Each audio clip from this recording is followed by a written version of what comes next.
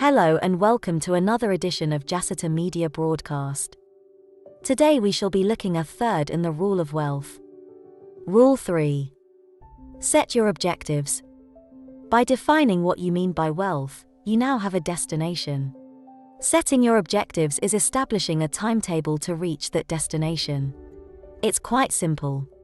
If you know you are going to drive to a certain place, it makes sense to know what time you are leaving home, what time you expect to arrive, what route you are going to take, what you will be doing when you get there.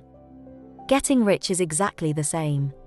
You will want to know in advance what rich means to you, how you intend getting there, how long you expect it to take, and what you are going to be able to do or want to do with your money when you get it. So, having defined what wealth means to you, can you now see the importance of setting your objective? Think about how you intend getting rich and how long it is going to take you, and then set your objective. It might be simple: I am going to be a millionaire by my 40th birthday, and I shall make my money by running my own property development company. That was easy. Well, it was for me because I'm only making up an example for you. For you, I wager it's going to be pretty hard. This is because you won't have thought about this before. Oh, I dare say you might have had a casual dream: I want to be very, very rich and or famous and or successful.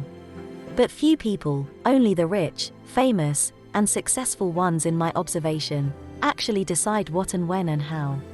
You have to if you too want to be wealthy. And I assume you do, or you wouldn't be reading this far.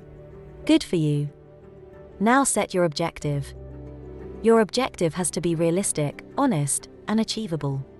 By realistic I mean that setting an objective of being the richest person in the world might happen, but it isn't going to, it isn't realistic. Honest means you have to be true to yourself and set an objective that you can live with and work with. Lying to yourself means it will fail. Lying to others means it will fail. Achievable? Yes, that, too. If you know nothing about property and aren't interested in learning, have no capital and can't get a mortgage, then setting an objective to be a property developer isn't realistic, honest, or achievable. Happy with what you've got? Good. If not, try again and let's get a move on. We want to get you up and running as soon as possible. Before we take the next rule, let us recap what we have learnt from rule number 3. You will want to know in advance what rich means to you, how you intend getting there, and how long you expect it to take. Rule 4. Keep it under your hat. Now that you have embarked on a new journey, a new direction, it might be worth keeping it under your hat. There may come a time when you will need to discuss what you are doing with money mentors, but for the moment don't broadcast what you are doing. There are several reasons for this. Other people's opinions can often be negative, and this can discourage you. If everyone is doing it, there may be less room for you. There's no need to give away all your best ideas. Having other people discussing your business among themselves is never good for you. You don't want to be seen as preaching or trying to convert people to your way of thinking. No one else really wants to know what you're up to. If they ask how you are, reply with a simple, "fine," rather than a lengthy explanation of what you are doing. It's nice having a secret. Gives you a warm, smug, glowing feeling.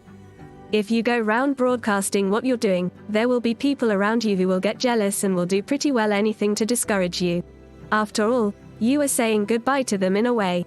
You are proclaiming that the old you, the old lifestyle, isn't good enough anymore and you are off to greener pastures. Of course, they are going to be unhappy about that. So keep it under your hat. That doesn't cost anything or require you to do anything. Let this be our little secret. Carry on learning and practicing the rules, but just don't go telling everyone, no matter how much you think they might benefit from listening to this broadcast. Leave a link around by all means, of course. The interesting bit is that even if you did go telling everyone, they're unlikely to do anything about it. Most people would rather watch television than drag themselves out of their pit of poverty. I am only thinking of you when I say keep it under your hat. Anyone who gets religion of any sort needs to keep a tight lip on it. People really hate being preached at, lectured at, encouraged to think about their lifestyle, or told that what they are doing isn't good enough. Gaining prosperity is one of those things you do privately, clandestinely, surreptitiously. Not that there is anything wrong, just that it's best done alone. Remember, Now you have embarked on a new journey, a new direction, it might be worth keeping it under your hat.